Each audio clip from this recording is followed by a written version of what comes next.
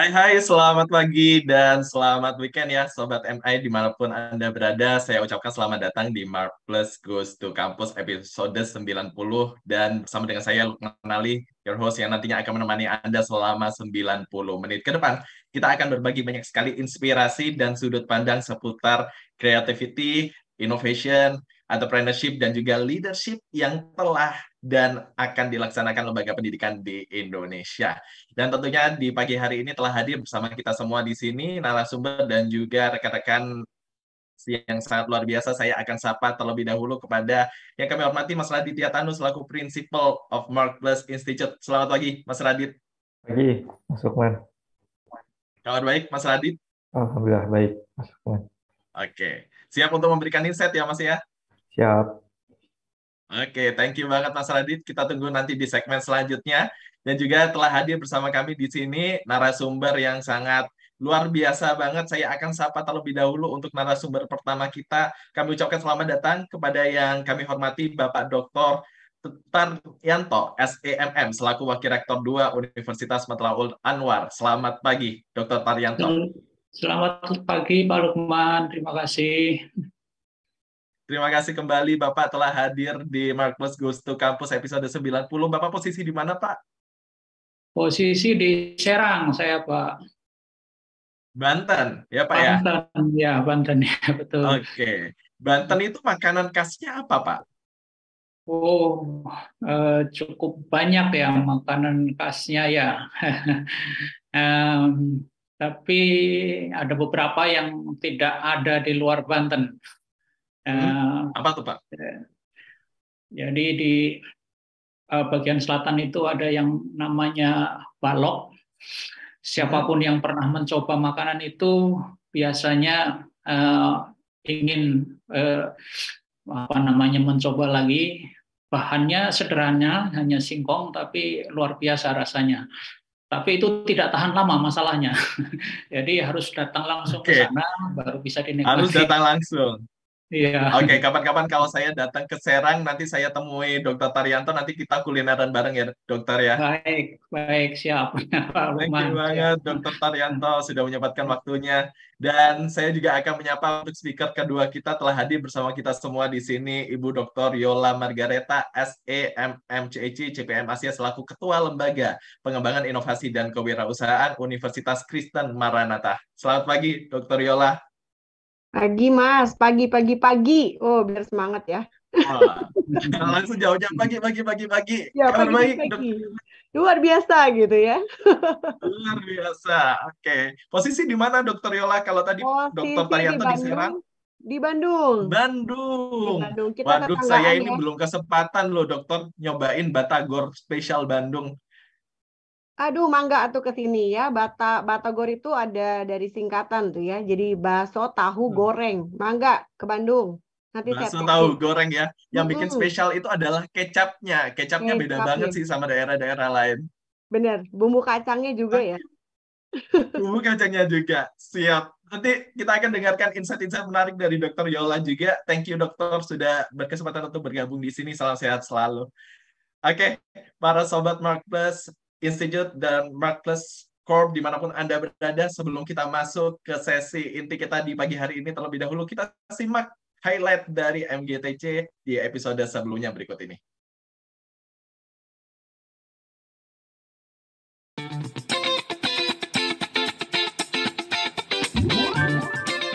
Jadi ketika kita ingin memenangkan kompetisi bisnis, maka butuh menggabungkan antara jiwa entrepreneurship, spirit entrepreneurship, yang itu terwakili dengan sosok seorang pembalap ya, berani mengambil resiko, punya keberanian, bisa melihat peluang untuk menyalip di tikungan dan seterusnya. Karena dosen dan mahasiswa kita harusnya memang sekali lagi bukan hanya sekedar akademisi, tapi juga bisa praktisi. Kami mengirimkan mahasiswa-mahasiswa kami untuk magang, studi independen misalnya, begitu langsung di industri.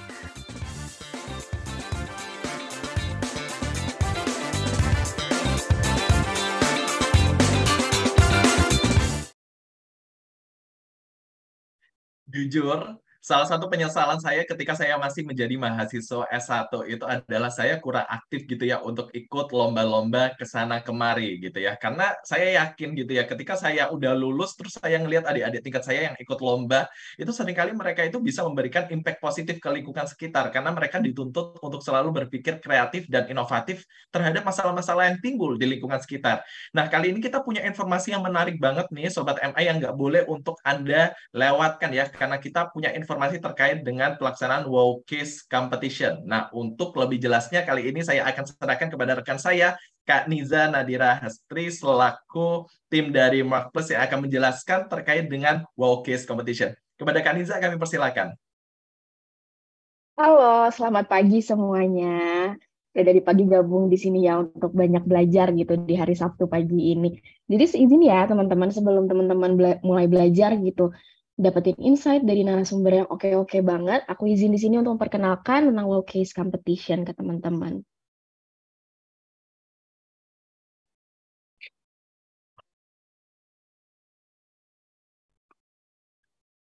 Oke deh.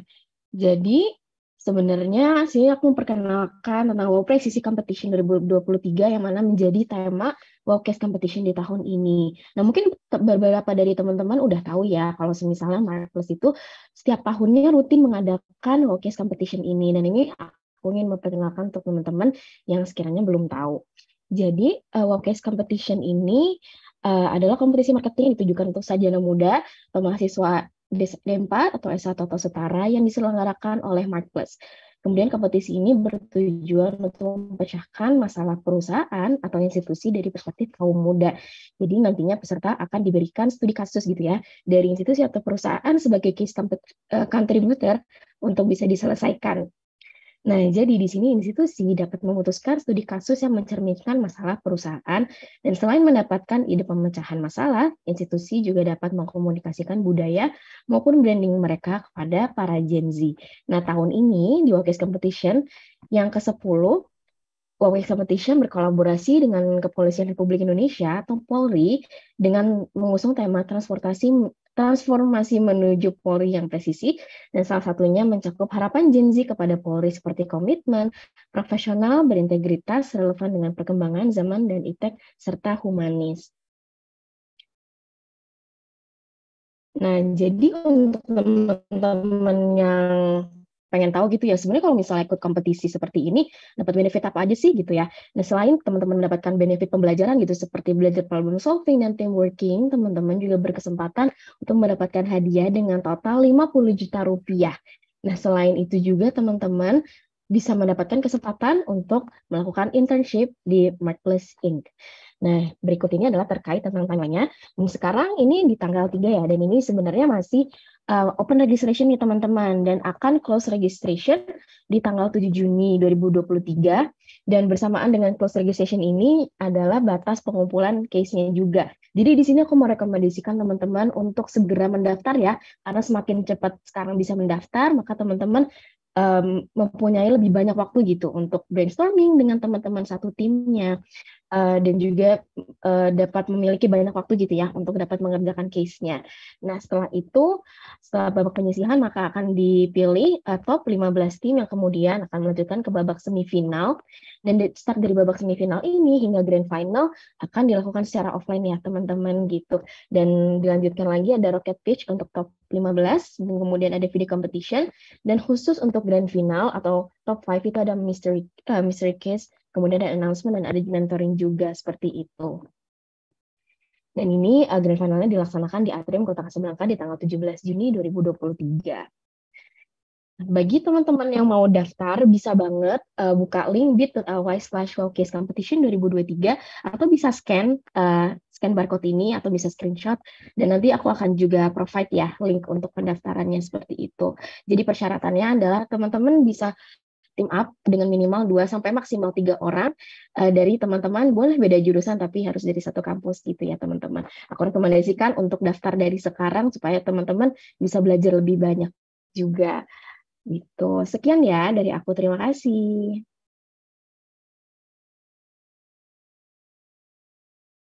Thank you Kak Niza untuk paparannya ya. Menarik banget ya teman-teman ya WOWcase Competition. yang dilihat bukan hanya dari hadiah uangnya ya, tapi juga kesempatan opportunity untuk Anda bisa join intern di Marketplace. Jadi kalau di Marketplace, aku yakin banget kalian bakal banyak dapat knowledge dan juga insight-insight ya, karena nanti kalian juga akan dipaparkan dengan berbagai project seputar berbagai industri.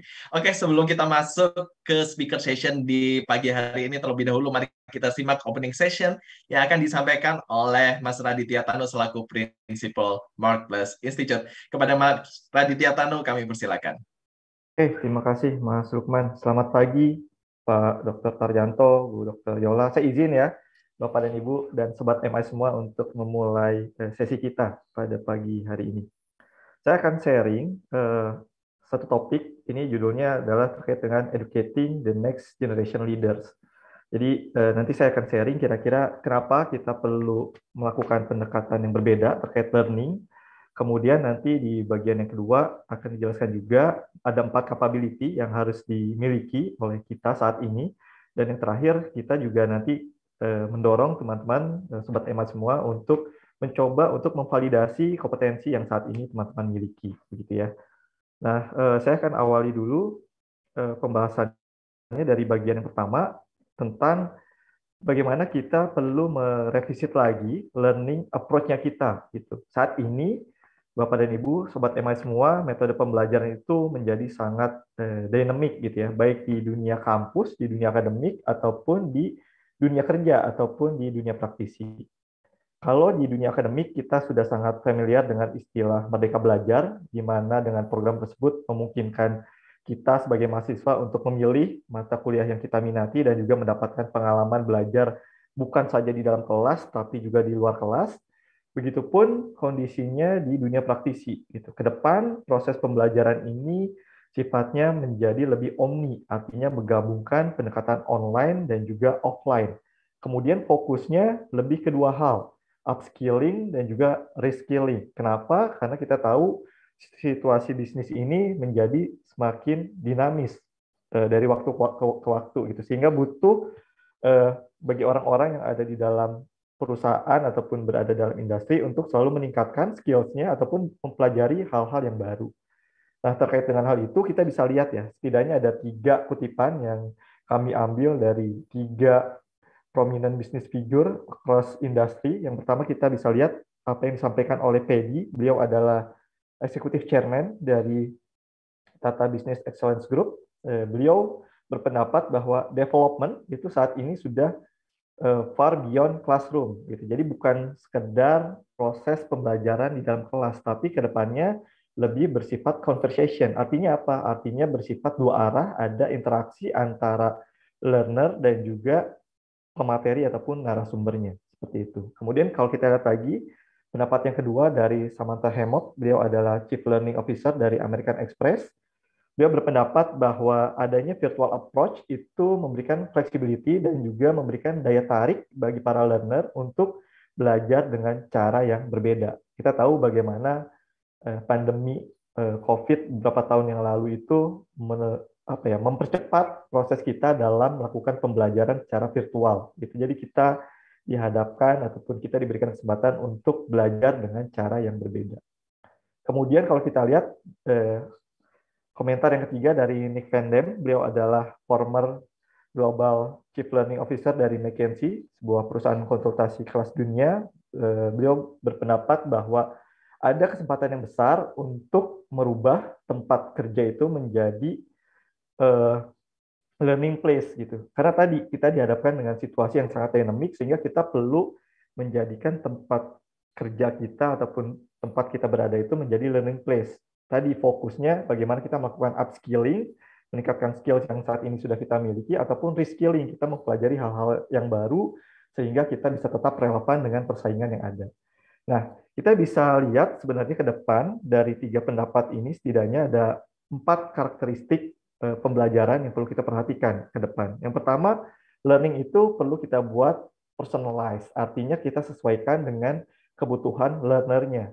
Kemudian bisa diakses dengan pace yang dimiliki oleh learner dan juga pilihan medianya perlu dibuat lebih beragam. Kemudian yang kedua adalah learning perlu dibuat lebih contextualized.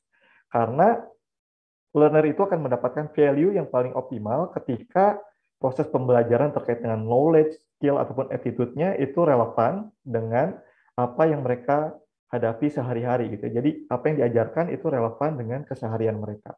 Seperti itu. Kemudian yang ketiga adalah learning is socialized. Artinya proses belajar know why, know what, dan juga know how-nya perlu dilakukan dalam social nature. Artinya ada proses timbal balik, ada proses interaksi, dan proses diskusi. Jadi bukan lagi sekedar satu arah.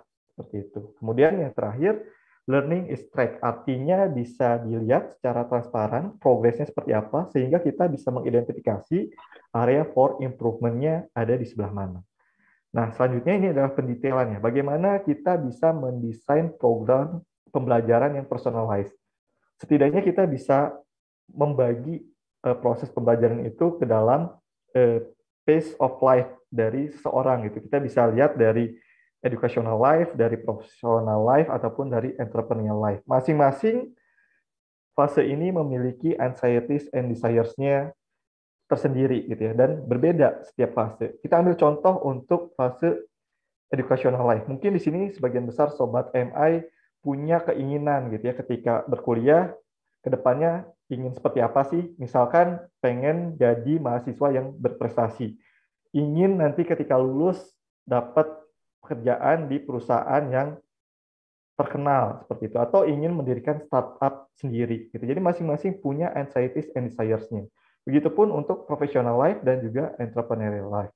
Dari sini kita bisa mendesain kira-kira program pendidikan seperti apa ataupun people development seperti apa yang kita bisa kembangkan. Misalkan untuk educational life, untuk mendukung anxieties and desires dari teman-teman mahasiswa, kita bisa membuatkan program terkait dengan certification ataupun program-program terkait dengan soft skills yang mendukung teman-teman mahasiswa nanti ketika lulus sehingga lebih mudah untuk mencari kerja ataupun memulai usahanya sendiri. Gitu. Jadi kita bisa lihat dari 3 fase ini, kita identifikasi apa yang menjadi anxieties and desires-nya, baru nanti kita desain people development programnya. Kemudian untuk membuat programnya menjadi lebih contextualized, kita perlu yang pertama membuat learner itu tertarik dengan apa yang ingin kita kembangkan. Ada berbagai macam metode yang bisa kita lakukan dari mulai self-exercise, kemudian juga kita bisa berikan mereka semacam case ataupun reading materials ataupun self-assessment. Jadi ada ketertarikan mereka untuk lanjut ke proses pembelajarannya. Tidak cukup di situ, kita juga perlu mengelola learning curiosity-nya. Jadi kita perlu membuat para learner ini tetap semangat belajar. Jadi kita perlu memfasilitasi juga bagi para learner ketika mereka ada hal-hal yang ingin ditanyakan misalkan. Nah ini bisa dilakukan ataupun bisa di-deliver lewat beberapa approach, misalkan lewat discussion forum, lewat in-class concept enhancement, ataupun melalui role play and simulation. Kemudian yang tidak kalah penting adalah menjaga komitmennya bagi para learner itu untuk mau mencoba mengimplementasikan apa yang sudah dipelajari. Nah, ini bisa dilakukan lewat coaching dan mentoring, lewat field assignment, sehingga mereka memiliki experience untuk mempraktekkan apa yang sudah dipelajari dan juga melalui observation. Dan yang terakhir adalah menciptakan engagement. Gitu. Ini bisa dilakukan melalui community, bisa melalui certification, ataupun melalui final assessment. Kemudian yang selanjutnya, bagaimana membuat learning itu menjadi lebih socialized. Ada 4 tahapan yang perlu kita perhatikan. Yang pertama adalah menciptakan attention. Jadi ini menciptakan sense of urgency. Kita ceritakan dulu big why-nya, kenapa mereka itu perlu di-develop. Gitu ya. Kemudian yang kedua adalah retention. Ini terkait ke bagaimana kita membantu para learner mengingat ataupun memahami pembelajaran yang kita berikan. Kemudian yang ketiga adalah reproduction, jadi kita pun perlu men-encourage para learner ini untuk bisa mempraktekkan lagi hal-hal yang sudah dipelajari. Kemudian nanti diberikan feedback, kira-kira hal yang sudah bagusnya ada di sebelah mana, area for improvement-nya ada di sebelah mana. Seperti itu. Dan yang tidak kalah penting adalah melakukan motivasi, gitu ya, supaya para learner ini secara konsisten mau menerapkan hal-hal yang sudah dipelajari ke dalam keseharian mereka gitu. Nah, terkait dengan motivation ini bisa dilakukan lewat 2 pendekatan, bisa lewat reward ataupun reinforcement. Jadi stick and carrot seperti itu. Dan ketika berbicara reward ini bukan hanya berbicara terkait dengan reward yang sifatnya itu monetary, tapi juga yang non-monetary gitu. Jadi kita juga perlu memberikan semacam recognition kepada para learner yang sudah berhasil ataupun yang mau secara konsisten mengaplikasikan apa-apa yang sudah mereka pelajari. Seperti itu. Terakhir, terkait dengan yang poin pertama adalah learning itu perlu bisa di-track. Jadi kita perlu buat semacam sistem yang memudahkan kita dan juga para learner untuk melihat sejauh mana progres yang saat ini mereka lakukan. Gitu. Kita bisa ambil, kita bisa lihat dari berbagai macam platform yang ada, kita bisa mengadopsi dari modelnya business school, bisa juga kita mengadaptasi dari model yang dimiliki oleh konsultan di bidang people development, atau kita bisa lihat juga modelannya dari corporate universities, atau kita juga bisa lihat dari personalized learning platform. Masing-masing memiliki advantage dan juga challenges-nya sendiri. Gitu. Ambil contoh misalkan kalau kita mau menjadikan business school sebagai benchmark kita. Gitu. Mereka pasti punya store untuk intelektual dan pedagogical capital yang sangat kuat. Tapi challenges-nya mungkin mereka dihadapkan dengan limited capabilities untuk memberikan learning yang sifatnya itu kontekstual, yang sesuai dengan kebutuhan di industri, misalkan seperti itu. Begitupun untuk platform yang lain. Jadi nanti di sini kita lebih ke memadukan kira-kira pendekatan seperti apa yang sesuai bagi organisasi kita untuk bisa melacak ataupun men-track proses pembelajaran yang kita deliver. Kemudian, selain 4 karakteristik pembelajaran, kita juga perlu memperhatikan 4 capability yang perlu kita miliki untuk bisa tetap relevan di era yang semakin dinamis saat ini. Dulu, kita cukup memiliki 4 capability yang di bawah, Bapak dan Ibu, Sobat MI semua. Jadi, kalau dulu kita cukup memiliki productivity, kita cukup melakukan improvement, kita cukup menunjukkan profesionalisme kita, dan kita memiliki kemampuan manajemen yang baik. Tapi saat ini, keempat capability yang ada di bawah ini perlu juga dilengkapi dengan 4 capability yang baru, yang berwarna hijau, yang di Marples kita singkat dengan istilah CIEL. Gitu. Jadi, creativity, innovation, entrepreneurship, dan juga leadership. Saat ini tidak cukup menjadi produktif, tapi kita juga harus kreatif. Improvement belum cukup, kita juga harus melakukan innovation. Sekedar menunjukkan profesionalisme tidak cukup, kita harus memiliki semangat entrepreneurship, dan melakukan manajemen sehari-hari tidak cukup, tapi kita juga harus memiliki atribut sebagai seorang leader, ataupun kita perlu menunjukkan sisi leadership-nya kita. Bagaimana caranya? Yang pertama, ini terkait dengan kreatif. Bagaimana kita bisa lebih kreatif lagi? Ada caranya sebenarnya, Sobat MI semua. Jadi, untuk bisa berpikir secara kreatif, setidaknya ada 2 pendekatan cara berpikir yang bisa kita lakukan. Yang pertama adalah berpikir secara divergent, kemudian berpikir secara convergent. Berpikir secara divergent artinya kita berpikir secara bebas gitu ya. Kita mengeksplorasi segala ide-ide yang mungkin muncul, kemudian kita juga membayangkan berbagai macam alternatif ide untuk menyelesaikan suatu fenomena gitu. Jadi kita pun nanti perlu melihat ya berbagai fenomena yang terjadi di sekitar kita, kemudian dari situ kita bisa men-challenge diri kita kira-kira apa yang bisa dieksplor dari fenomena yang ada. Kita bisa melihat misalkan dari fenomena perubahan yang ada, bagaimana teknologi itu mendisrupt sebuah bisnis misalkan, atau dari adanya peraturan yang baru dari pemerintah, bagaimana itu merubah landscape bisnis, atau dari social culture customer, bagaimana itu bisa merubah landscape bisnis, dan seterusnya. Dari situ kita bisa melakukan pendekatan rare method. Jadi kita bisa mengidentifikasi dari hal-hal yang saat ini sudah kita lakukan, begitu ya. Misalkan apalagi yang perlu kita buat baru, apalagi yang cukup kita tambahkan, yang kita add, atau mungkin ada hal-hal yang perlu kita kurangi, kita reduce, atau bahkan ada hal-hal yang harus kita hilangkan karena misalkan sudah tidak relevan lagi dengan kondisi yang saat ini ada. Itu adalah cara berpikir divergent, gitu ya, lebih ke eksplorasi dan juga imajinasi. Tapi tidak cukup sampai di situ, tentunya ide-ide yang kreatif ini harus kita kerucutkan lagi, kita buat lagi prioritasnya, dan juga kita lakukan validasi. Jadi setelah kita menelurkan begitu ya beberapa ide-ide kreatif, tentu kita harus tentukan juga mana yang menjadi prioritas, mana yang paling visible untuk kita terapkan gitu. Kemudian nanti divalidasi. Nah, ini ada caranya juga lewat matrix gitu ya. Jadi kita bisa lihat ide-ide tersebut kita kelompokkan ke dalam matrix 2x2 berdasarkan effort dan juga impact-nya begitu. Jadi kita bisa lihat mana yang effort-nya maksimumnya yang harus kita keluarkan dan bagaimana nanti impact-nya, apakah maksimum juga ataukah nanti masih minimum. Tentunya prioritasnya adalah ide-ide kreatif yang secara impact memberikan impact yang besar, tapi di sisi lain secara effort itu minimum bagi kita. Artinya kita memiliki capacity untuk mengeksekusi ide kreatif tersebut. Nah, itu terkait dengan kreatif. Jadi kuncinya berpikir secara divergent dan juga convergent. Kemudian untuk inovatif, jadi bedanya dengan kreatif adalah inovatif ini ide yang ada itu harus bisa menyelesaikan permasalahan dari stakeholder kita. Gitu. Ketika kita berbicara stakeholder itu bisa berbicara terkait dengan internal customer, external customer ataupun stakeholder yang lain yang terkait dengan organisasi kita ataupun institusi kita.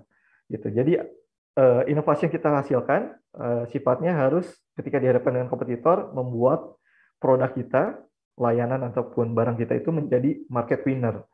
Ketika itu diberikan kepada customer, harus bisa menjawab permasalahan dari customer. Dan bagi perusahaan harus menciptakan value, harus bisa menciptakan revenue baru gitu ya bagi perusahaan. Dan kita bisa lihat di sini kriterianya ada 3 sebenarnya. Jadi sesuatu itu bisa dikatakan sebagai hal yang inovatif ketika memenuhi 3 kriteria ini, Sobat MI semua. Jadi desirable artinya bisa menjawab permasalahan dari stakeholder, kemudian juga visible artinya kita memiliki kemampuan untuk mengeksekusi ide tersebut gitu ya dari aspek sumber dayanya, sumber daya manusianya, teknologinya dan sumber daya lain yang mendukung. Kemudian yang ketiga adalah viable, artinya ini sustain dan juga menciptakan value bagi stakeholdernya seperti itu. Kemudian yang selanjutnya ini terkait dengan entrepreneurship. Jadi tadi tidak cukup lagi bagi kita hanya menjadi profesional, tapi kita juga dituntut untuk memiliki semangat entrepreneurship yang dicirikan oleh 3 hal sebenarnya. Mampu menjadi opportunity seeking. Jadi mampu melihat peluang di setiap tantangan yang ada. Kemudian yang kedua adalah menjadi calculated risk taking gitu ya. Berani mengambil risiko, tentunya risiko yang sudah diperhitungkan gitu ya, calculated risk taking. Karena untuk mengeksekusi hal-hal yang baru pasti ada risikonya. Tinggal bagaimana seorang leader itu harus bisa mengambil risiko tersebut tentunya dengan mengkalkulasi terlebih dahulu kira-kira nanti potensial risikonya ada di mana, kemudian cara untuk mitigasi risiko tersebut seperti apa. Kemudian yang tidak kalah penting adalah menjadi network collaborator gitu. Saat ini adalah eranya kolaborasi. Jadi seorang leader itu ke depannya dituntut juga untuk memiliki kemampuan kolaborasi dengan baik gitu ya dengan berbagai pihak yang ada gitu. Nah, ini terkait dengan entrepreneurship. Terkait dengan leadership, jadi tidak cukup untuk menjadi profesional, kita juga dituntut untuk memiliki leadership values. Jadi bukan sekedar create and delivering value kepada customer kita, tapi juga create value with values. Bukan sekedar mencapai tujuan, tapi juga bagaimana kita bisa mencapai tujuan tersebut dengan memperhatikan nilai-nilai yang kita anut. Misalkan kita perhatikan aspek integritasnya, kita sangat memegang nilai-nilai adaptability, gitu ya. Kita juga memperhatikan aspek sustainability dan seterusnya. Nah, ini bisa di-deliver ketika seorang leader itu memiliki atribut sebagai seorang leader. Misalkan kita ambil model dari CDML, misalkan seorang leader itu harus bisa challenge the prosesnya, punya dream, artinya dia bisa men-share visionnya ke anggota timnya, kemudian empower, artinya dia bisa mengencourage anggota timnya untuk bergerak ke arah yang sudah ditetapkan, kemudian juga model atau lead by example, jadi dia menjadi role model bagi anggota timnya, dan yang terakhir menunjukkan love ataupun appreciation kepada semua anggota timnya. Nah, itu pendekatan-pendekatan yang bisa digunakan sehingga nanti kita sebagai seorang leader itu bisa create value with values gitu, bukan sekedar mencapai tadi tujuan organisasi, tapi juga bagaimana kita memperhatikan values dalam mencapai tujuan tersebut. Bagian yang terakhir adalah jangan ragu bagi seorang leader di masa depan untuk memvalidasi kompetensi yang dimilikinya. Tentunya ini disesuaikan dengan di bidang kita berada. Ini contoh saja, misalkan kita ingin menjadi ahli di bidang marketing. Kita bisa cek sejauh mana kita itu kompeten di bidang marketing, misalkan dari aspek brandnya, salesnya, servisnya, atau digitalnya. Dan ini bisa disesuaikan dengan level kita berada. Kalau untuk pemula, mungkin kita bisa coba untuk yang operational level gitu. Kita melihat sejauh mana kemampuan kita di bidang brand untuk level operasional. Begitupun nanti seterusnya seiring dengan peningkatan karir kita ataupun jenjang profesionalisme kita. Terakhir, mungkin kita bisa ikut untuk yang CPM gitu ya, CPM Asia yang skalanya lebih luas lagi, skala regional atau bahkan nanti ada juga yang skalanya global. Jadi ini penting untuk melihat sejauh mana kita ini masih relevan dengan kondisi bisnis terkini gitu ya yang kita hadapi. Nah, mungkin itu saja Bapak dan Ibu, Sobat MI semua, untuk pengantar yang bisa saya sampaikan. Selanjutnya saya kembalikan lagi ke MC. Lukman, silakan. Thank you sekali Mas Raditya Tano untuk paparannya ya. Sobat MI jangan khawatir karena nanti di akhir sesi kita akan ada sesi tanya jawab. Jadi buat Anda Sobat MI yang punya banyak sekali pertanyaan, Anda bisa langsung drop question Anda di kolom Q&A yang telah tersedia. Oke, kita akan mulai masuk ke sesi yang sangat kita tunggu-tunggu. Nah, ini menarik banget ya, karena Universitas Matlaul Anwar sebagai lembaga pendidikan tinggi Islam tidak hanya dituntut untuk dapat mewujudkan tridharma perguruan tinggi, namun juga dituntut untuk dapat menyelenggarakan sivitas akademika dalam kehidupan Islami sehingga mampu beruswah hasanah dan juga berkolaborasi yang saling menguntungkan. Nah, bagaimana sih sebenarnya ya strategi yang dilakukan oleh Dr. Taryanto SEMM untuk mewujudkan hal tersebut? Kita akan dengarkan pemaparan dan insight-insight yang menarik dari beliau, tapi setelah jeda pandiwara berikut ini.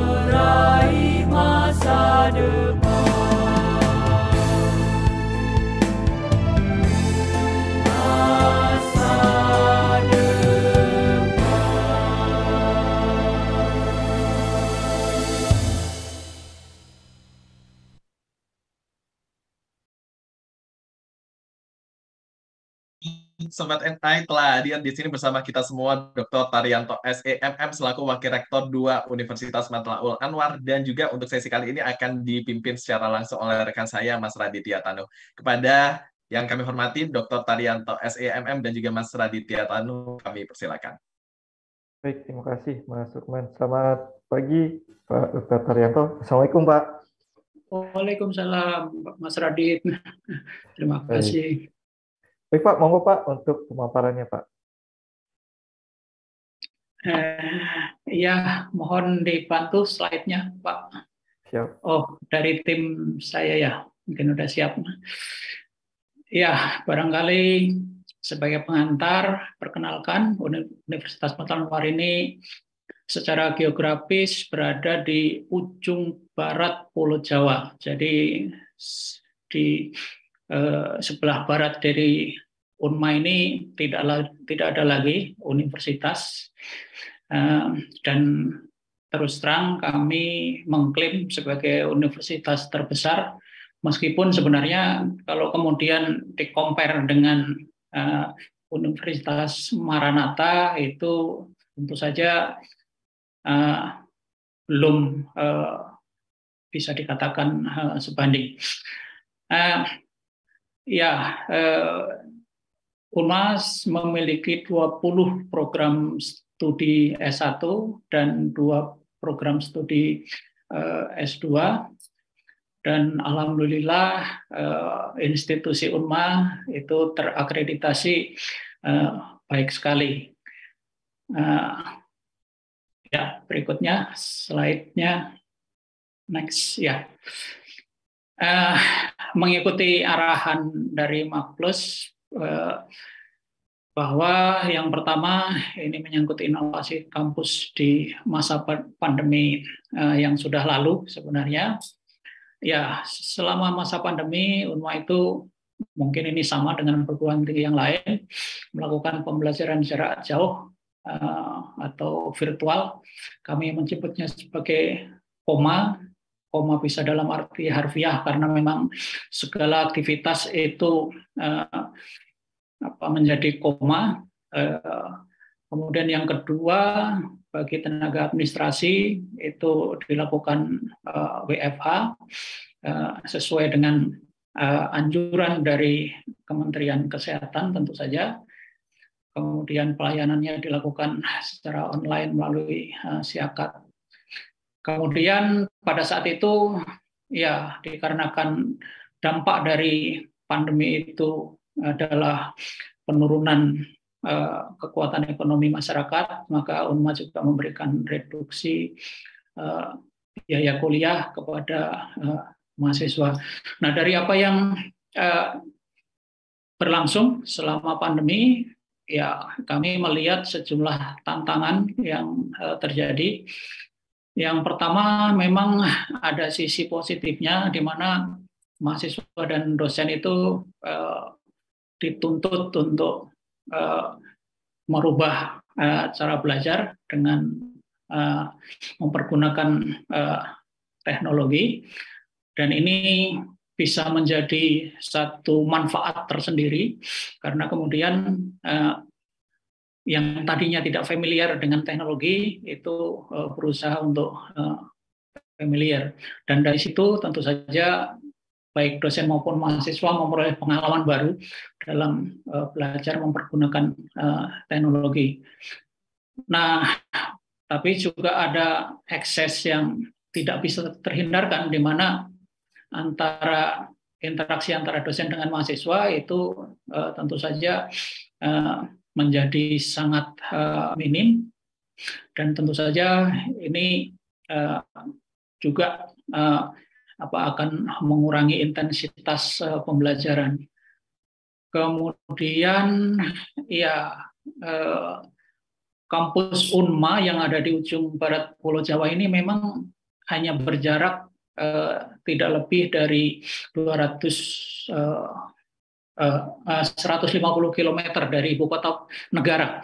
Tapi sebagian area mahasiswa UNMA itu berada di wilayah blank spot. Tentu saja ini akan menimbulkan kesulitan tersendiri dalam pelaksanaan kuliah virtual tentu saja.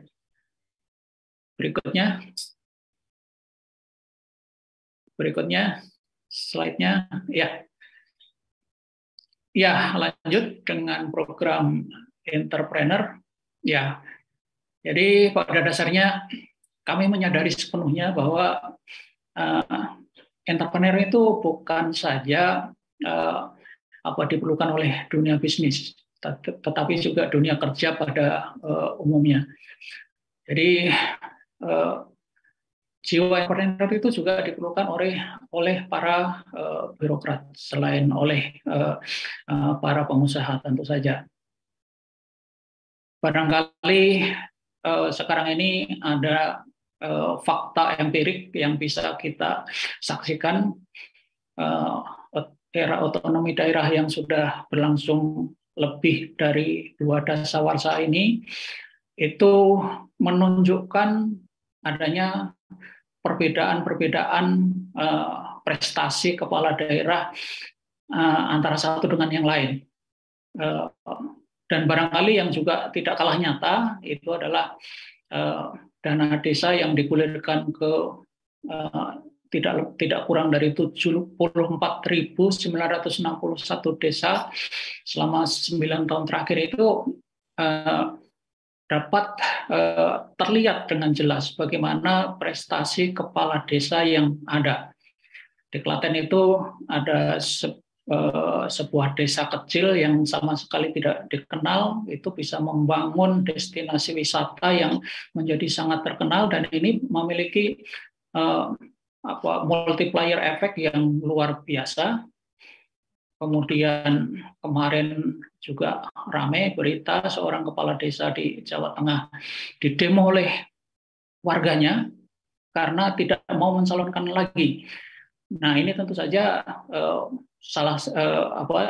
kalau bicara tentang sisi positif dari seorang pemimpin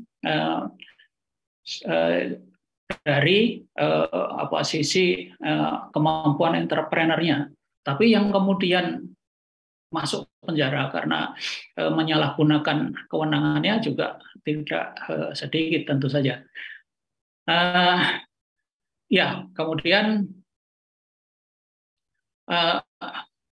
UNMA itu mundur lagi. Ya. Mundur lagi. Cukup ya. Bahwa barangkali kita dihadapkan kepada situasi krusial negara Indonesia saat ini, di mana 10 tahun ke depan dari 25 ke 35 kita memperoleh satu keadaan berupa bonus demografi, yang ini sebenarnya momentum terbaik bagi negara manapun, termasuk Indonesia tentu saja, untuk keluar dari middle income. Dan ini adalah tentu saja bisa juga menjadi hal yang sebaliknya, bisa juga menjadi satu musibah besar apabila kita gagal memanfaatkan bonus demografi ini. Nah, untuk bisa keluar dari perangkap middle income ini, tentu saja pendekatannya itu tidak cukup dengan knowledge, tidak cukup dengan hard skill, tapi juga memerlukan soft skill. Karena apa? Karena tentu saja situasi bonus demografi di mana jumlah penduduk produktif itu jumlahnya lebih banyak dari yang tidak produktif, itu merupakan satu situasi di mana bangsa kita itu bisa mencapai satu tingkat kesejahteraan ekonomi yang tertinggi. Tapi sulit dibayangkan kalau kemudian jumlah tenaga produktif yang lebih besar dari yang tidak produktif ini kalau tidak bisa memperoleh lapangan kerja dikarenakan tidak tersedianya lowongan kerja. Itu sebabnya maka kata kuncinya ada pada sosok entrepreneur, dan untuk itu maka ya sejauh ini Unma ya beberapa program studinya itu memasukkan mata kuliah entrepreneur. Selain itu Pak mahasiswa juga difasilitasi untuk aktif dalam organisasi intrakampus. Next, tolong slide-nya yang berikutnya. Ya, organisasi intrakampus ini adalah untuk memberikan satu kesempatan untuk mengembangkan soft skill, karena soft skill ini sedemikian pentingnya, bahkan dalam beberapa hal boleh dikatakan lebih penting dari hard skill, yaitu kemampuan akademik. Kalau kita boleh meminjam teorinya Peter F. Drucker yang sudah cukup lama itu, hard skill itu berorientasi pada doing things right atau melakukan hal dengan benar, sementara soft skill itu berorientasi pada doing the right things atau melakukan hal yang benar. Nah, memang kemudian soft skill dan hard skill ini sama-sama harus bisa diraih semaksimal mungkin oleh setiap mahasiswa. Nah, ini hal yang menarik, barangkali juga Bapak Ibu semuanya sudah tahu seperti apa hasil penelitian dari National Association of College and Employees terhadap 450 pemimpin perusahaan Amerika. Terdapat 20 item kualifikasi yang harus dikuasai oleh lulusan perguruan tinggi. Nah, hard skill itu ada di urutan nomor 17. 1 sampai 16-nya itu justru soft skill. Nah, kemudian kembali kepada kaitannya dengan pandemi COVID-19 yang lalu,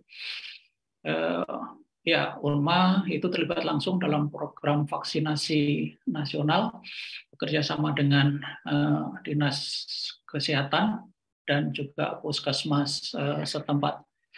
Kemudian mahasiswa juga menjadi tenaga sukarela mengikut data vaksinasi di puskesmas setempat, dan ini sangat diapresiasi oleh Ibu Bupati Pandeglang. Ya, berikutnya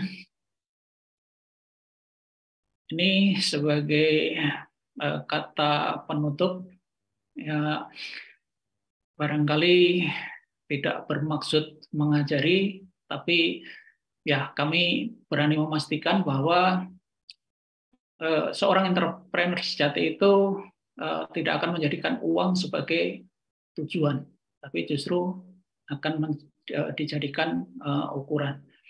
Jadi ini paling mudah kita membuat contoh atau mengambil contoh dari adanya fenomena kolusi antara pengusaha dengan pejabat, yang mudah-mudahan ini tidak terjadi di Indonesia. Bahwa kalau seorang pengusaha bisa survive karena berkolusi, maka sebenarnya dia bukanlah seorang entrepreneur. Jadi tempat entrepreneur memang bukan saja di dunia bisnis, tapi tempat paling ideal seorang entrepreneur memang berada di dunia bisnis. Bahwa seorang entrepreneur dapat mengkonversi masalah menjadi peluang. Barangkali ini yang paling penting, dan kita melihat bahwa COVID-19 yang merupakan persoalan penduduk dunia itu bisa menjadi peluang besar bagi sejumlah pihak barangkali contoh yang paling mudah ya aplikasi Zoom meeting yang kita gunakan ini itu mengalami lonjakan penggunaan pada saat terjadi pandemi COVID. Jadi saat ini sebenarnya yang kita sebut dengan revolusi industri 4 itu merupakan satu keadaan yang memberikan peluang yang luar biasa. Kita bisa saksikan sejumlah tokoh, sejumlah penemu itu bisa meraih valuasi bisnisnya di masa revolusi industri 4 ini. Kita bisa bayangkan dulu misalnya Bluebird membangun bisnisnya butuh waktu lebih dari 20 tahun untuk menjadi sebuah bisnis besar yang menguasai angkutan taksi di Jakarta dan sekitarnya. Tapi Nadiem Makarim itu hanya butuh waktu 5-10 tahun untuk meraih valuasi bisnisnya itu 10 kali lipat valuasi dari Bluebird, atau bahkan juga 2 kali lipat valuasi dari Garuda yang umurnya sudah lebih dari setengah abad. Dan ya kiranya banyak pelaku bisnis sukses itu belajar dari pengalaman Robert Kiyosaki yang dituangkan dalam buku The Cash Flow Quadrant, di mana ya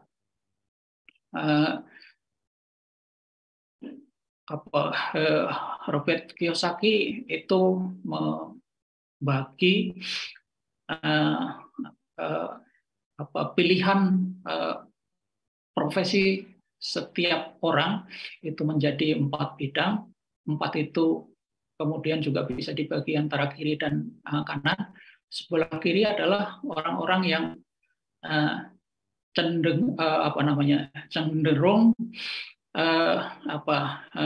berorientasi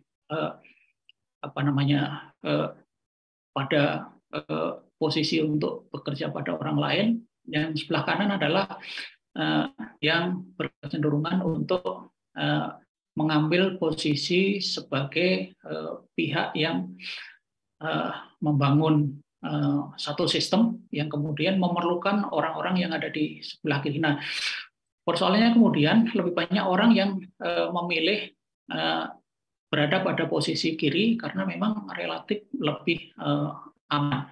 Dan rupanya ini kemudian dielaborasi oleh seorang Ibu Santoso yang mencoba menganalisis bahwa orang-orang yang ada di kuadran kiri itu biasanya lebih cenderung menggunakan otak belahan kiri, dan yang orang-orang yang berada di sebelah kuadran kanan itu mempergunakan belahan otak yang kanan. Ya, itu saya lampirkan di slide terakhir, dan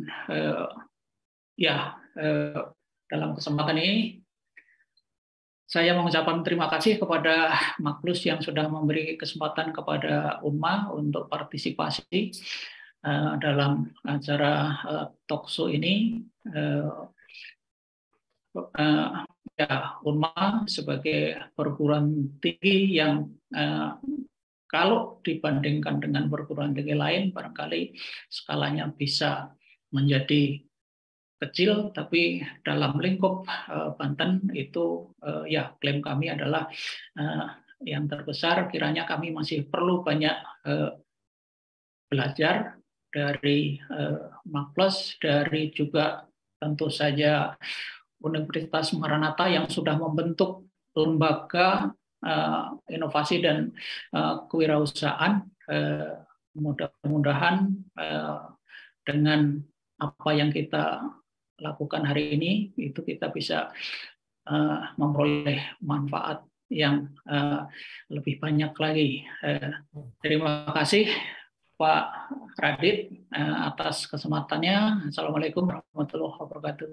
Waalaikumsalam warahmatullahi wabarakatuh. Terima kasih banyak Pak Dr. Taryanto atas sharing insight-nya. Tadi menarik ya, ternyata UNMA ini kampus paling barat ya Pak ya, di Pulau Jawa. Betul. Dan juga tadi berbagai macam program terkait dengan entrepreneurship untuk memanfaatkan bonus demografi ya Pak ya, karena kita tahu saat ini Indonesia kedapatan bonus demografi, dan kalau kita lihat data terkait dengan jumlah entrepreneur di Indonesia itu kisarannya masih sekitar 3,47% atau hanya sekitar 9 juta dari sekian ratus juta penduduk kita. Gitu. Sementara kalau kita benchmark ke negara-negara maju, jumlah entrepreneurship-nya itu sekitar 12-14% dibandingkan dengan jumlah populasinya. Jadi tadi kita masih punya PR di situ, dan tadi UNMA juga berpartisipasi untuk menciptakan para entrepreneur, dan untuk menuju ke sana soft skill juga penting ya Pak ya. Ternyata hard skill itu baru muncul di urutan 17 ya Pak ya, tadi dari hasil risetnya. Dan juga mindset penting, tadi ada mindset kiri, mindset kanan dari konsepnya Robert Kiyosaki. Terima kasih sekali lagi Pak Taryanto, mohon berkenan untuk tetap stay bersama kami karena setelah ini akan ada sesi tanya jawab di akhir, tapi sebelum itu kita akan beralih ke narasumber selanjutnya. Sebelum itu juga saya akan kembalikan lagi kepada MC Lukman, silakan.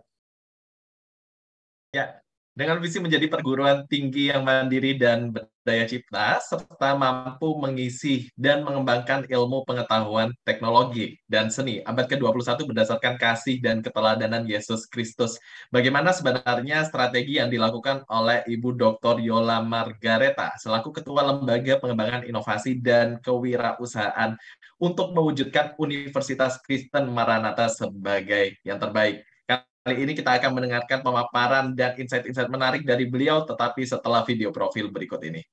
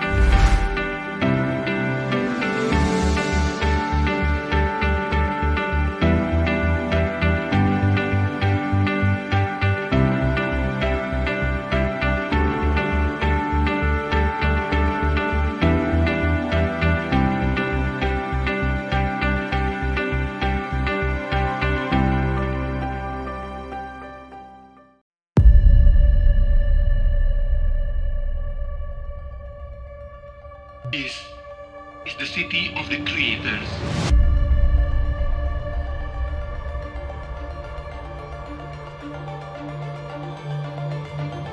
Bandung.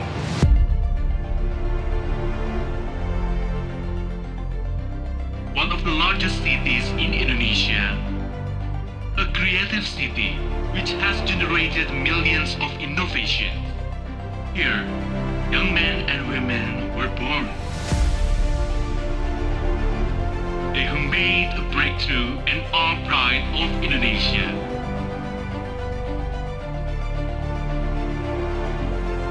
We are here to shape the young men and women their potential. Maranatha Christian University.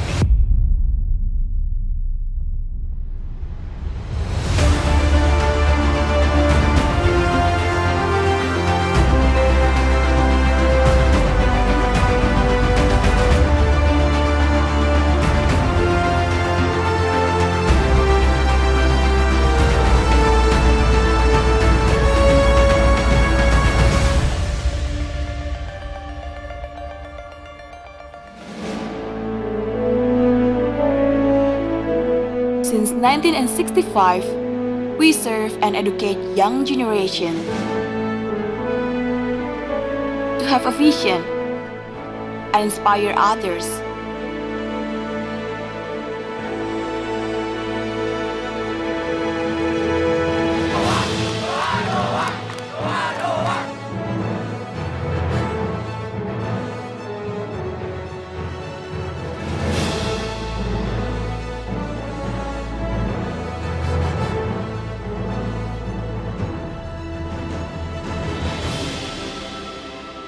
Here, we make sure to have a complete supportive system to strengthen and support the learning process and atmosphere for the young generations to create great stories.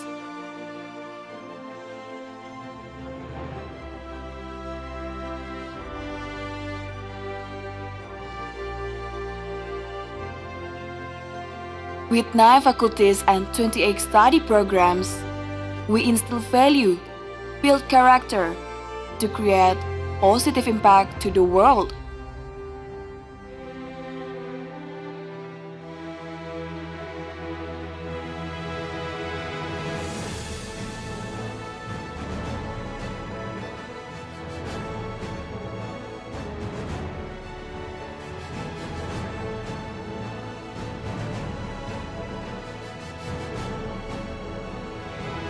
We continue to establish national and international relationships in academic and industrial field, in research and comparative studies to ensure you to have the best learning experience here. In order to compete both nationally and internationally, we need exceptional human resources, and Maranatha Christian University is determined to produce exceptional graduates with character and integrity and who strive for creativity and excellence.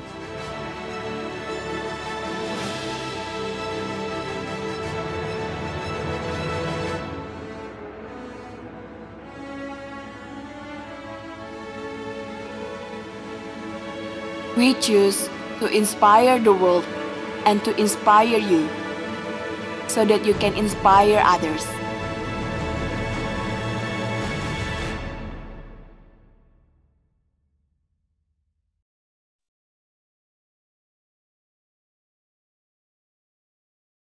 Ya, Sobat MI, kali ini kita sudah bersama dengan Dr. Yola Margareta selaku Ketua Lembaga Pengembangan, Inovasi, dan Kewirausahaan Universitas Kristen Maranatha. Dan untuk sesi kali ini seperti biasa akan dipimpin oleh rekan saya. Silakan, Mas Radit.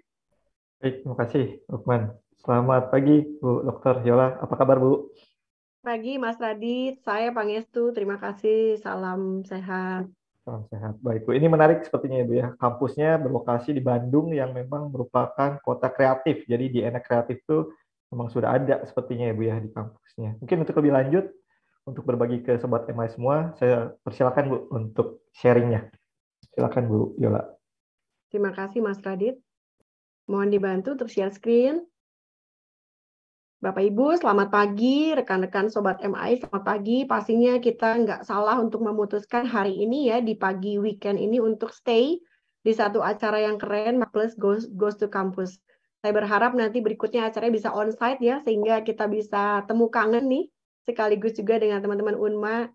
Terima kasih Pak, mohon izin Pak Dr. Taryanto, keren banget untuk hal yang sudah dilakukan sama Universitas UNMA. Pastinya juga di sini saya berusaha melengkapi saja, hanya sharing terkait apa yang sudah kami lakukan dan akan kami lakukan. Sebelumnya, terima kasih juga untuk Marplus yang memberikan opportunity untuk kami bisa berpartisipasi.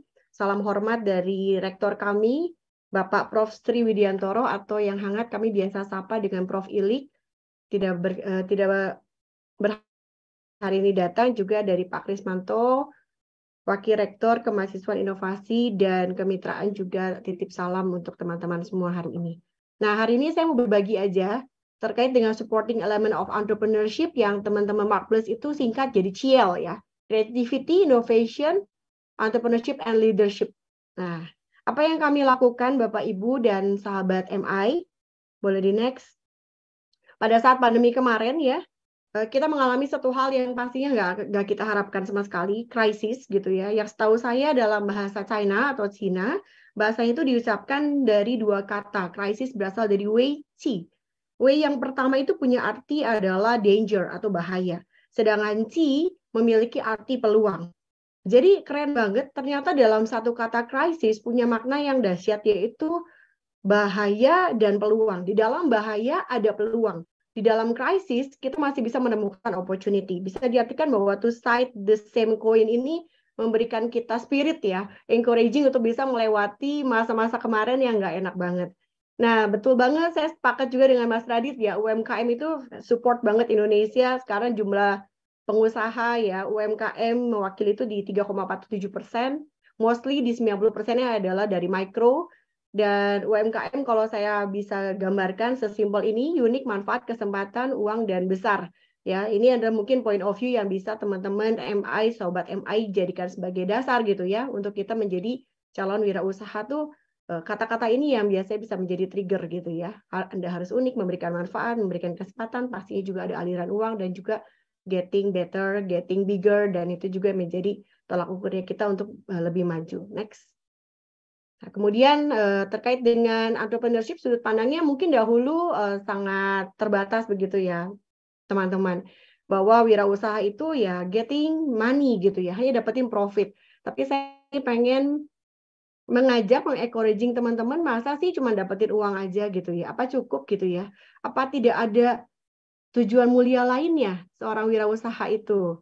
Ya, apalagi ini calon-calon generasi muda yang bentar lagi lulus ini, ya to become entrepreneur ini harus mempersiapkan dirinya, nggak cuma mencari uang gitu ya. Apakah profit cukup? Kalau saya punya satu quotes tuh, profit nggak cukup ya teman-teman, tapi benefit beyond profit ya. Harus ada impact, ada dampak apa yang akan kita offer. Yang tadi Pak Radit itu sempat calling tentang values begitu. Next. Nah, sejalan dengan itu, Mas Menteri juga udah sempat ya bahwa fungsinya nggak cuma mikro, dan ada fungsi yang lebih besar lagi untuk memenuhi kebutuhan pelanggan yang punya masalah. Nah, mungkin masalah ini bisa menjadi juga trigger untuk teman-teman bisa membuktikan gitu kan, knowledge yang kita dapatkan, intelektual yang kita sudah tempuh itu bisa menjadi solusi untuk sebuah masalah. Tentunya pastinya untuk society, untuk masyarakat. Silakan next. Banyak orang bikin startup buat nyari duit. Itu pemikirannya udah salah dari pertama. Founder yang sukses nggak pernah yang kepengen kaya atau nyari duit. Founder yang sukses adalah founder yang nggak kuat ada suatu permasalahan yang dia harus selesaikan. Itu bedanya. Jadinya kita harus bukan obses terhadap sukses startup, kita obses kepada problem yang dihadapi masyarakat gitu.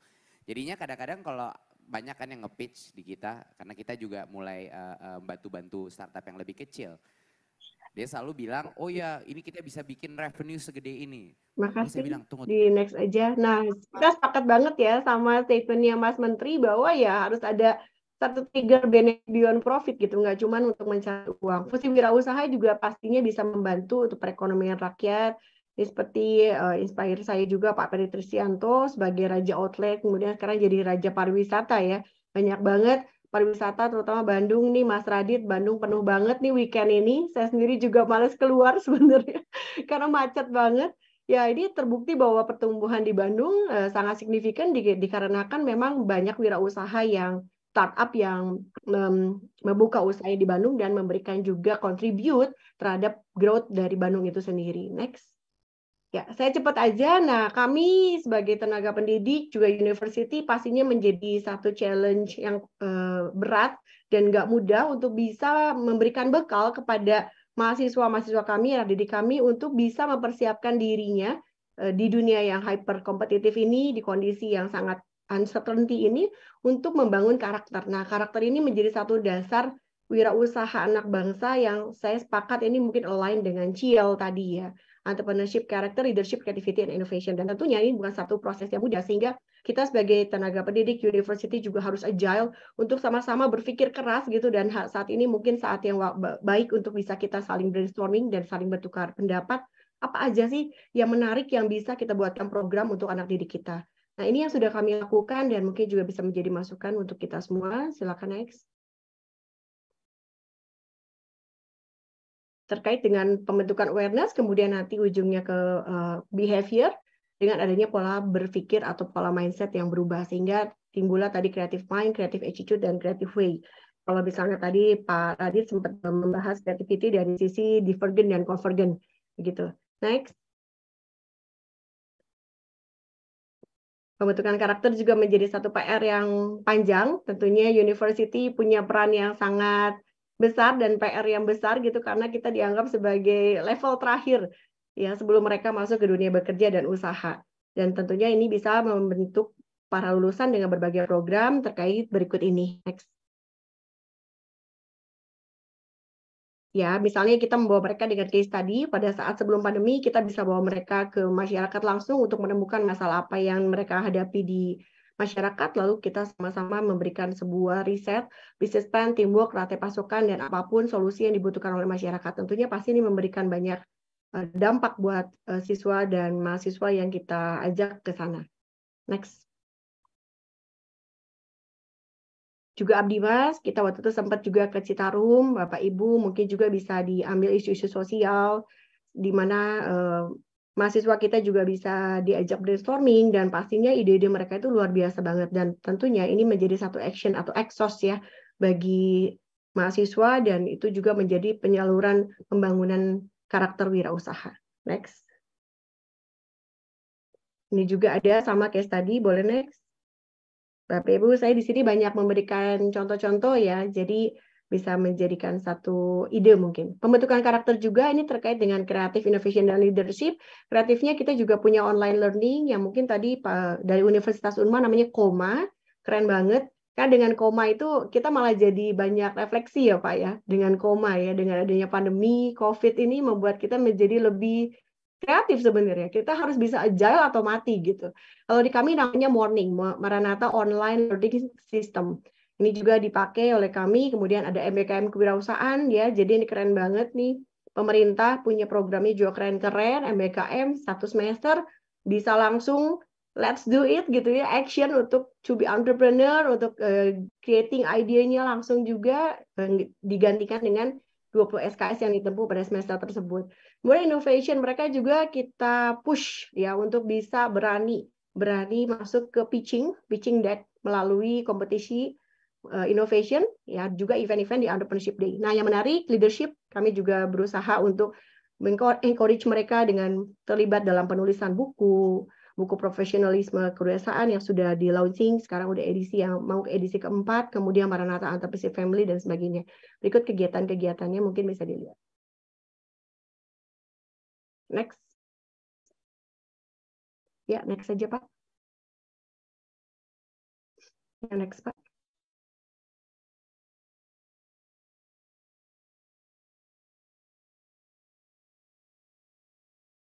Ya, stop Pak sebelumnya. Nah, ini yang menarik, waktu pandemi kemarin tuh kami tidak bisa melakukan pameran secara on-site dikarenakan memang situasinya tidak memungkinkan sebelumnya, Pak. Nah, di sini Bapak Ibu dan Sobat MI sebelumnya, Pak, slide sebelumnya, bisa dilihat kami harus beradaptasi dan manusia adalah makhluk yang paling adaptable, gitu ya, paling mudah beradaptasi. Akhirnya dengan berbagai bentuk pemikiran inovasi dan kreatif, kami membuat sebuah virtual exhibition.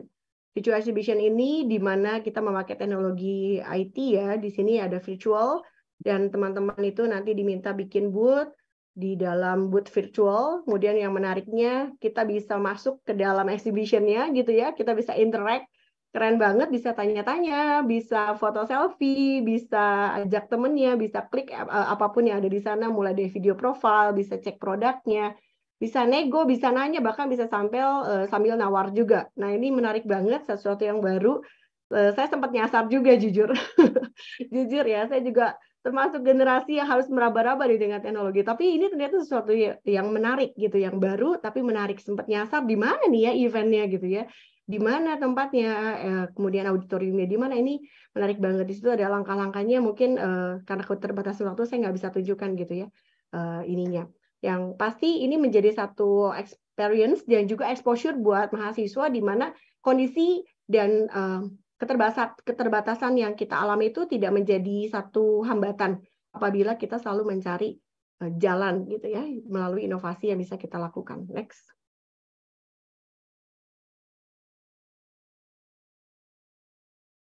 Nah, bersyukur banget, alhamdulillah puji Tuhan di etapa berikutnya sudah ada peluang untuk bisa melakukan kegiatan secara onsite walaupun terbatas. Kami juga melakukan Maranatha Startup Competition. Mungkin di Universitas Bapak Ibu dan rekan-rekan juga pernah mengikuti program serupa. Nah, di program ini tentunya juga ada proses leadership yang bisa dirasakan oleh teman-teman, dikarenakan ada satu sesi presentasi business plan, presentasi value proposition canvas, di depan judges, kemudian di depan juga para investor. Ini menjadi satu pembekalan yang menurut saya completely untuk bukan paket hemat, tapi paket komplit ya, menuju teman-teman pengusaha muda dan juga wirausaha muda. Next.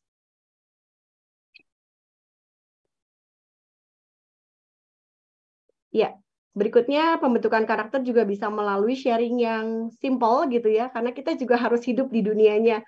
Peserta didik ini Bapak Ibu, kita harus dekat dengan mereka. Kalau terlalu jauh jaraknya antara bumi dan langit itu udah ada gap gitu ya, sudah ada penolakan. Nah, jadi mungkin dengan musik ya, saya ikutan nyanyi walaupun suara saya pas-pasan gitu ya. Dengan musik, sama dosen-dosen ikutan nyanyi, mahasiswa juga ikutan nyanyi, alumni yang sharing. Mungkin alumni lebih dekat. Jadi sosok wirausaha itu bisa menjadi satu inspire yang evidence gitu ya, yang bukti nyatanya itu bisa kelihatan. Saya juga dulu mahasiswa loh, saya juga dulu sempat menjadi wirausaha pada saat saya kuliah dan saya bisa menjalani hal-hal itu lebih apa ya, lebih dapat gitu ya, lebih touchable untuk para mahasiswa dibandingkan kalau kita kasih mungkin profil-profil yang sudah mendunia begitu ya. Kita misalnya kasih Jack Ma gitu ya, wah kayaknya jauh banget gitu kalau saya mau jadi Jack Ma. Tapi dengan alumni yang berbicara, dosen-dosen yang memang punya profesi juga selain dosen juga jadi pengusaha, itu juga mungkin bisa menjadi satu cara untuk kita lebih memberikan bukti yang nyata kepada mereka. Next. Ya, kemudian juga kita membuat bukunya disebut Profesional Kewirausahaan, ini diinisiasi oleh rekan saya, Bu Maya Malinda, yang hari ini juga hadir. Makasih Bu Maya, dan juga tim dari Kewirausahaan yang memang konsisten gitu ya, ternyata produktif juga nih sepanjang pandemi, kita bisa pakai kegiatan-kegiatan yang onsite itu energinya ke pembuatan buku ini, dan bukunya sudah launching, keren banget. Bukunya menceritakan kisah hidup para wirausaha yang memang notabene dari alumni universitas kami. Ini juga bagus Bapak Ibu, sebagai bahan inspirasi. Next.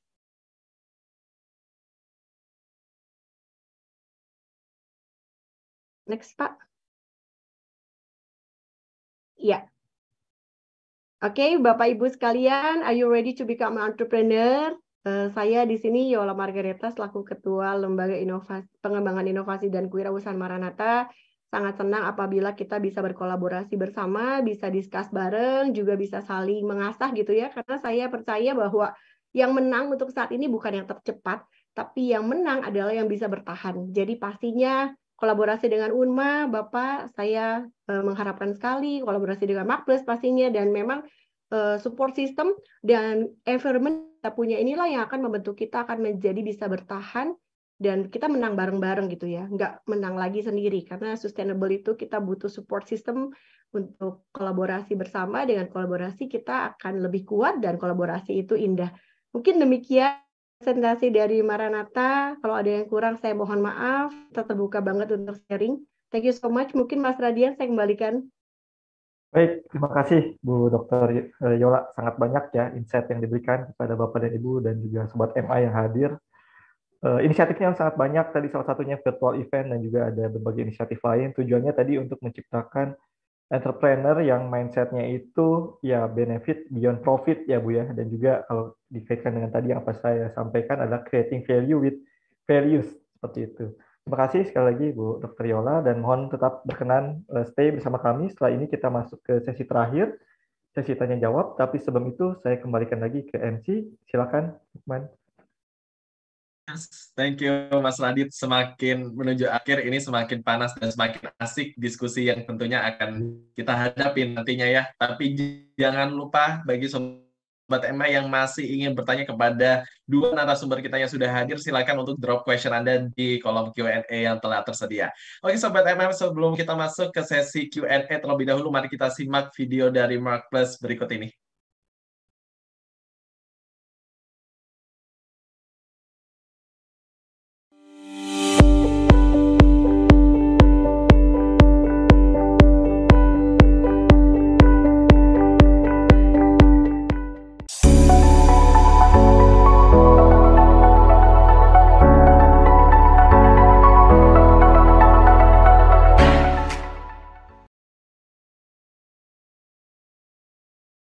Oke, nah kali ini kita akan mulai masuk ke sesi tanya-jawab, tapi sebelum itu saya ingin mengundang kepada Mas Raditya Tanu selaku Principal of Marketplace Institute.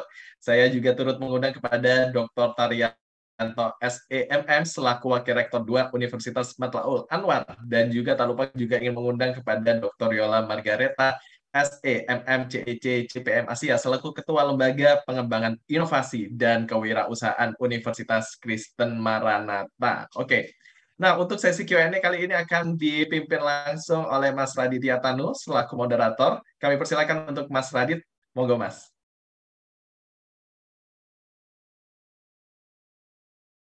Oke, baik. Boleh dibantu Mas Lukman pertanyaan-pertanyaan yang sudah masuk? Oke, langsung aja ya. Aku bacakan ya, Mas ya, untuk pertanyaan-pertanyaan yang sudah masuk ya, kalau gitu ya. Oke, ini ada pertanyaan-pertanyaan yang sudah masuk. Untuk dua narasumber kita, saya akan bacakan terlebih dahulu. Ini ada pertanyaan dari Bapak Rusman Latif dari Akademi Televisi Indonesia atau ATVI. Pertanyaan yang pertama ini datang untuk Dr. Taryanto. Pertanyaannya adalah, Assalamualaikum Bapak Dr. Taryanto. Bapak mengatakan untuk menjadi entrepreneur yang berhasil itu harus menguasai hard skill dan juga soft skill. Nah, di UNMA sebenarnya ada nggak sih Pak materi kuliah apa gitu yang diajarkan untuk hard skill dan soft skill-nya untuk menunjang menjadi seorang entrepreneur? Silakan, Dr. Taryanto. Terima kasih Pak Lukman.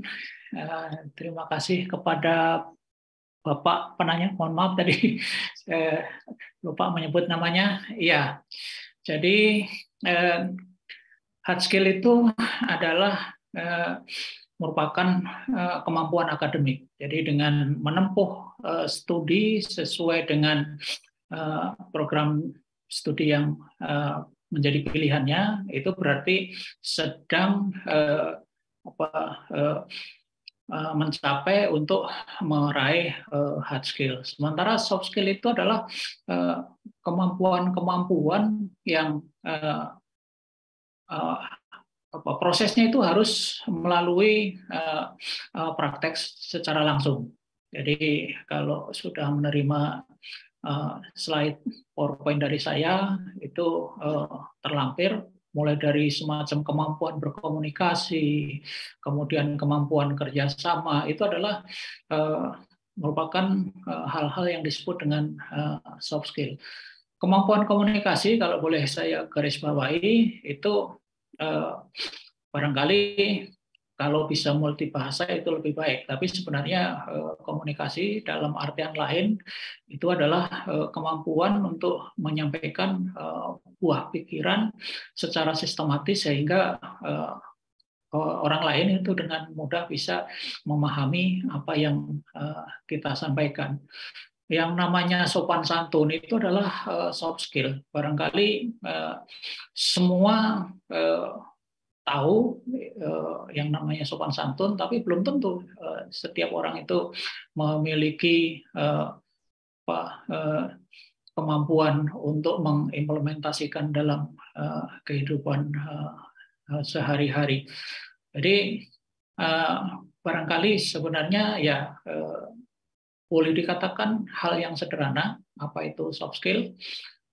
Tapi kalau hard skill memang ya harus ditempuh melalui satu proses pendidikan. Pendidikan itu sebenarnya juga tidak harus formal, bisa juga non formal, karena tidak sedikit juga orang yang tidak belajar secara otodidak itu bisa meraih hard skill sampai dengan tingkat tertentu. Akan tetapi tentu saja sebenarnya prosesnya justru boleh dikatakan lebih mudah melalui pendidikan formal, karena kalau pendidikan formal itu setiap peserta didik itu tinggal mengikuti proses yang sudah disiapkan oleh lembaga pendidikan. Tapi kalau otodidak itu prosesnya adalah bersifat individu. Kecuali orang yang memiliki disiplin tinggi, barangkali tidak akan bisa meraih satu tingkatan hard skill yang diperlukan oleh kehidupan dan juga oleh masyarakat tentu saja. Demikian, terima kasih. Ya, siap. Thank you, Dr. Taryanto, untuk jawabannya. Ini ada pertanyaan untuk Dr. Yola Margareta. Selamat siang, Ibu.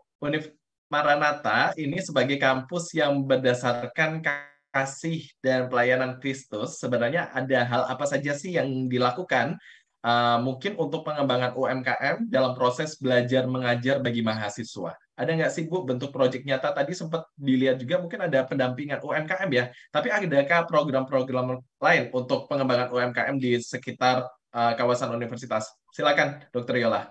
Makasih Mas Lukman, makasih banget ya Pak Rusman Latif dari Akademi Televisi Indonesia. Wah, pertanyaannya bagus banget Pak, tapi jujur ini berbobot banget ya. Saya belum makan siang, harus mikir keras ini. Saya berusaha menjawab, mohon koreksi Bapak Ibu atau mohon tambahan. Pada prinsipnya Universitas Maranatha memiliki 3 value ya, value dasar yang memang kita embeditkan di dalam berbagai program termasuk kurikulum di dalamnya, yaitu integrity, care, dan excellent. Integrity yang pertama bisa jadi basic Bapak Ibu dalam pengembangan UMKM.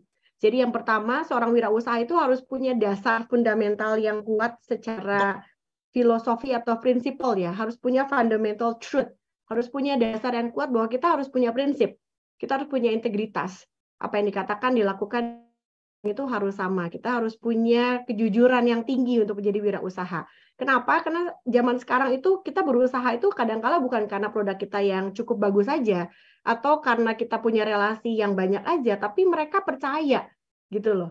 Saya bisnis sama Mas Lukman tuh karena saya percaya sama Mas Lukman. Kenapa saya percaya sama Mas Lukman? Karena Mas Lukman itu orang yang integritas. Jadi not only about product, not only about selling, tapi karena hubungan jangka panjang. Nah, dasar inilah yang mungkin bisa menjadi dasar untuk pengembangan mahasiswa dalam proses mempersiapkan diri mereka menjadi wirausaha, yaitu harus punya nilai integrity. Yang kedua, nilai care. Nah, benar banget tadi Mas Lukman, kami mengajak mahasiswa untuk turun ke lapangan, ke masyarakat, ke society, coba buka matanya. Teman-teman kan intelektual nih. Coba apa yang dilihat, apa yang perlu dibantu. Kalian kan jauh lebih teman-teman yang nggak seberuntung kalian untuk bisa menjadi mahasiswa. Coba lebih peka dong.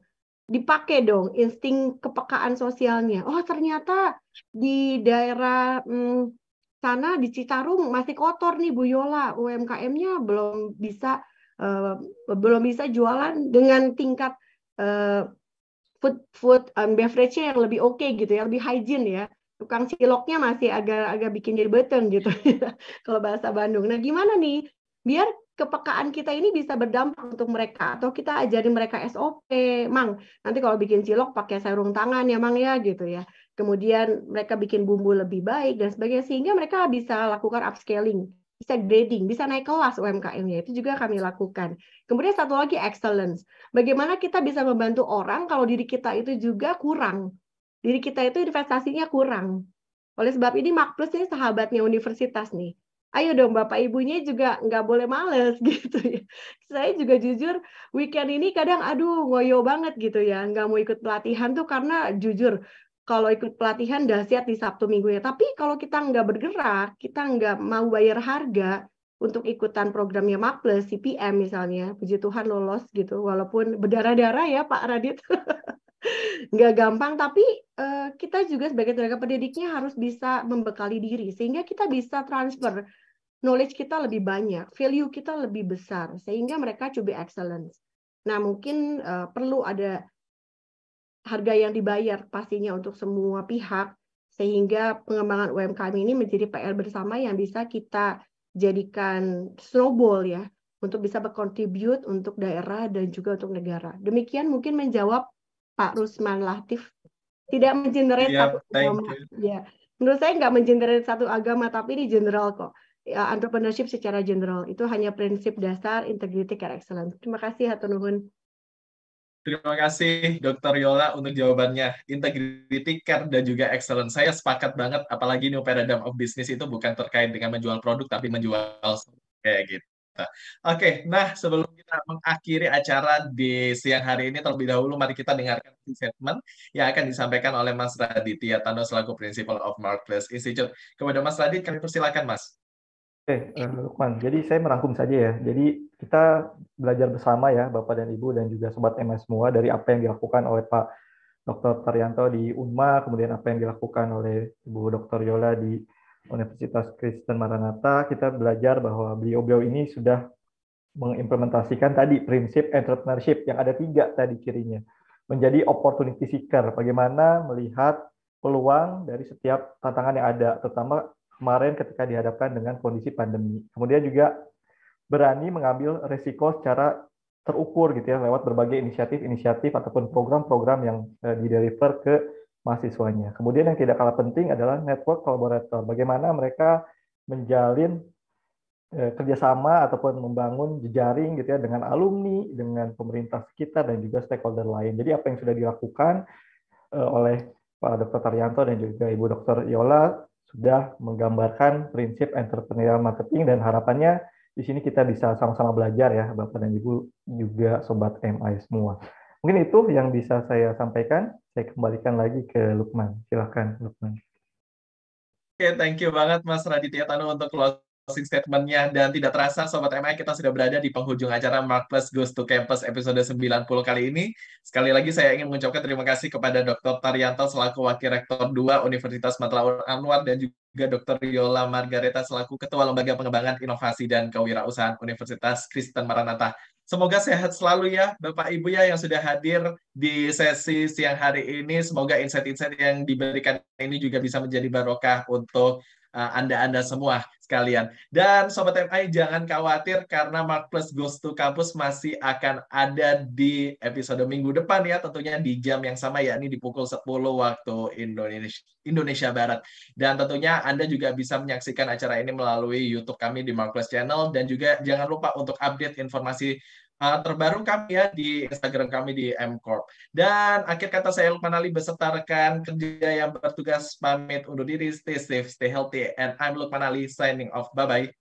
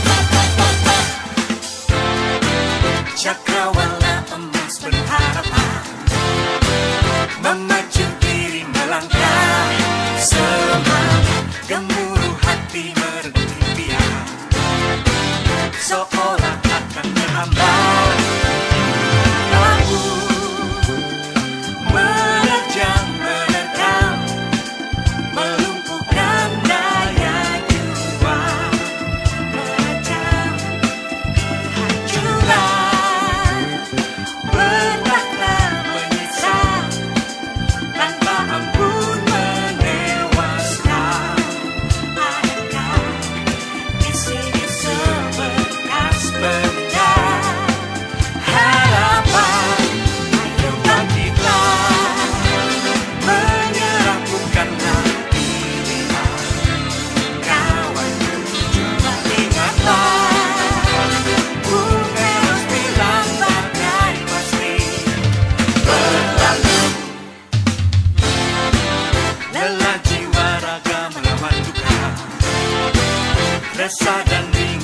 menyatu, menjelma, membelah satu angkut manusia. Inikah akhir dunia? Doa yang khusyuk meretas, sambil petunjuk asaku merasuk. Manusia adalah penyintas cobaan ribuan tahun. Mengapa kali ini harus takut? Berutuh doa kita menyerahkanlah diri. Kawan ingatlah, bukan harus bilang badai pasti berlalu, berlalu. Ayo kita menyerahkanlah diri. Kawan dan hargaku, bersama kita pasti bisa berjaya.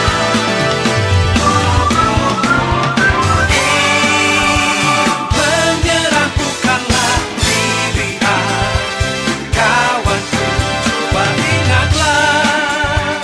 Bung Eros bilang badai pasti berlalu. Ayo bangkitlah, menyerah bukanlah pilihan, kawanku, angkat hargamu.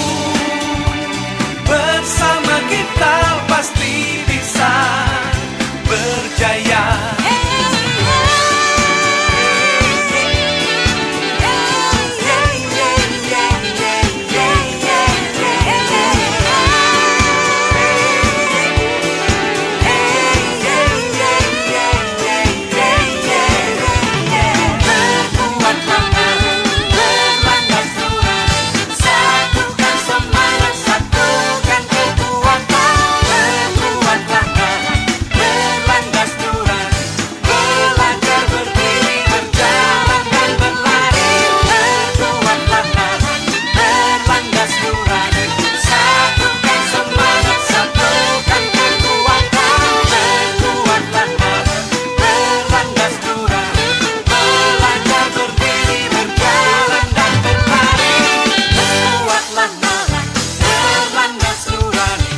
Satukan semangat, satukan kekuatan.